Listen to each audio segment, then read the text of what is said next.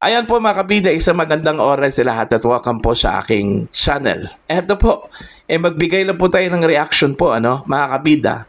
Dito ho sa post ni Dr. Rob Rances, kung saan po, sinabi po dito mga kabida, na dalawang partido lang po, ang nakakuha po sa pinaka maraming flood control projects po mga kabida. Malamang mula sa DPWH ito, mga kabida. Okay? Mantakin nyo ha, 2,996 flood control projects po ang nakuha po mga kabida ng mga miyembro po nitong dalawang partido. Okay? Sino-sino at ano po itong mga partidong ito mga kabida? Ito, babasahin ko lang po. Ito hong post po ni Dr. Rob Rances po mga kabida.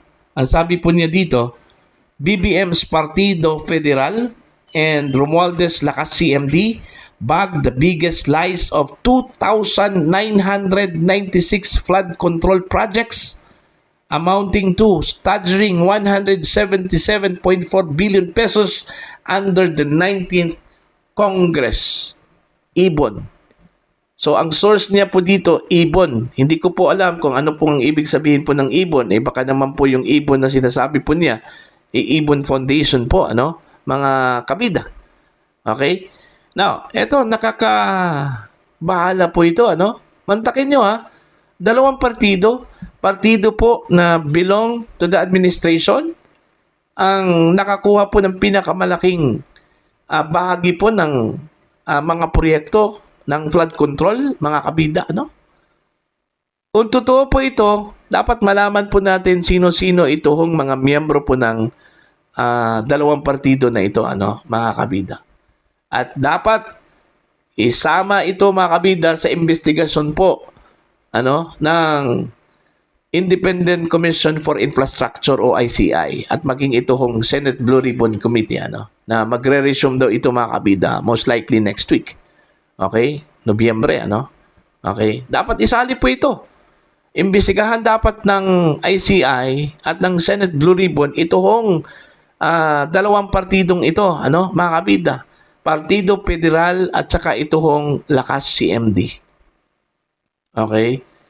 Sino-sino yung mga miyembro na nakakuha po ng mga proyektong ito, mga kabida? Mantakin nyo 177.4 billion pesos po, mga kabida. So dapat malaman po natin kung sino-sino po itong mga personalidad na ito, na nakakuha po ng mga proyekto po mga kabida mula sa projects from the Department of Public Works and Highways okay, na sinasabi ho nilang mga miyembro po ng dalawang partidong ito, okay, Partido Federal at saka ito hong Lakas CMD mga kabida. So far hindi pa po natin alam kung nakarating na ba itong balitang ito sa mga concerned parties o di kaya doon po sa mga miyembro po ng dalawang partidong ito mga kabida. Ang source po ni Dr. Rob Rances dito Ibon, mga kabida. So most likely legit ito kasi hindi naman po nagpo-post ito hong si Dr. Rob Rances po ng fake. Kadalasan po sa kanya hong mga post po mga kabida mayroon pong mga source mga kabida. Okay? Magbasa po tayo ng ilan sa mga comments mula sa mga netizens po, mga kabida. Kaya ganun sila ka-defensive kay Tamba, dahil damay-damay na lahat. Nagkakaisa ang mga korap, tas sinisisi lagi si Tatay Digong. Dami nilang kapalpakan at ang ending imbestigahan at kasuhan si Duterte, ganun sila kagarapal na para bang ginagawang walang alam mga Pilipino. Sana balang araw matupad ang wish ni Miss Cara David. Ayan. Lakas CMD, may question pa po mga kabida. At dahil dyan, kakasuhan nila si Villanueva at Jinggoy. Si Tulfo ay Lakas CMD rin. Andito pa po Ito pa.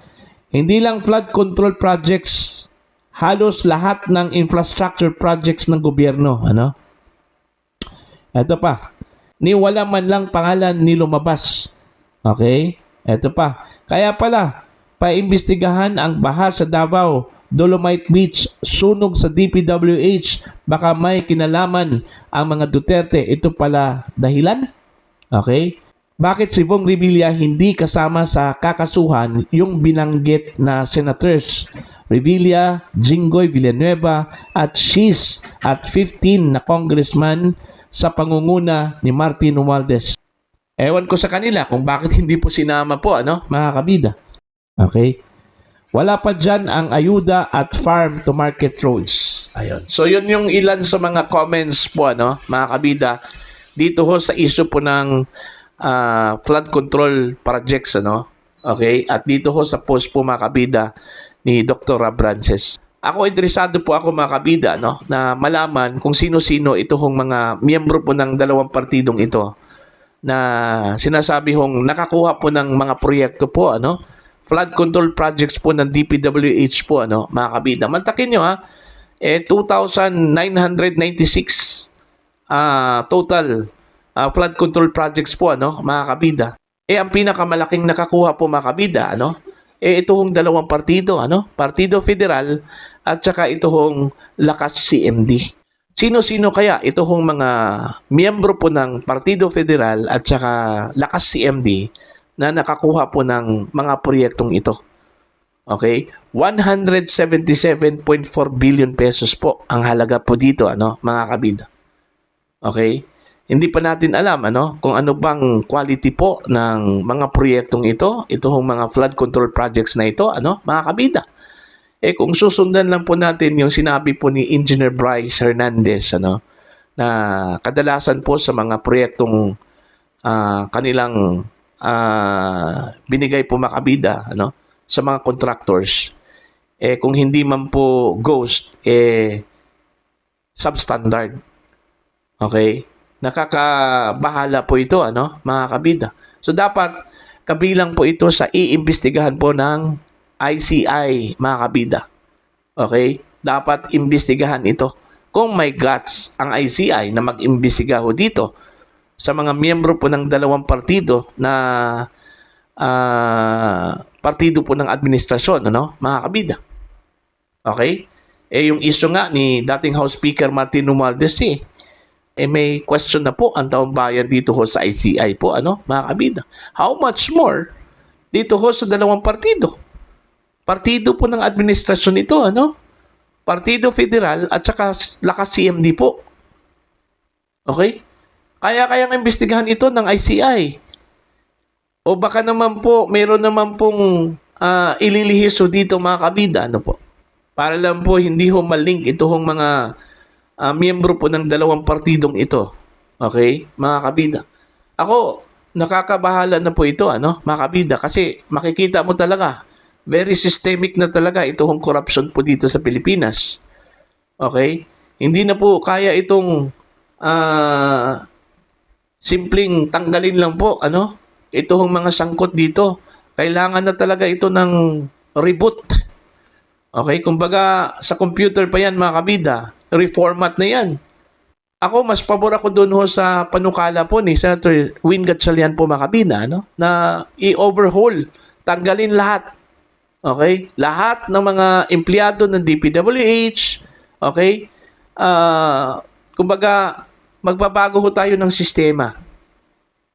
Okay? Alisin na po natin yung sistema na ginagamit po ngayon, yung corrupt na system po, mga kabida, at magbago ho tayo ng system. Okay? Pero ang hirap yan, Di ba? Mahirap po yan. Hindi natin alam kung saan po tayo mag-umpisa po, mga kabida, para po mabago yung system. Okay? Mawala yung corrupt system, mga kabida, sa ating pamahalaan po. Okay? Eto, suggestion ko lang sa mga susunod na leaders, bawal na po yung mga current politicians po, Ang dapat tatakbo po para magiging leaders po natin sa susunod na eleksyon, okay? Yung mga walang karanasan sa politika, hindi po mga politiko. Yung mga bagong breed, Okay? Yung mga bagong breed. Kasi pag haluan po natin mga kabida ng mga politiko, wala contaminated na yun eh. Actually, lahat ng mga politiko po, contaminated na yan, mga kabida. So, para po mabago yung sistema, bagong Pilipinas po, mga kabida, no? Iluluklok po natin yung mga bagong breed.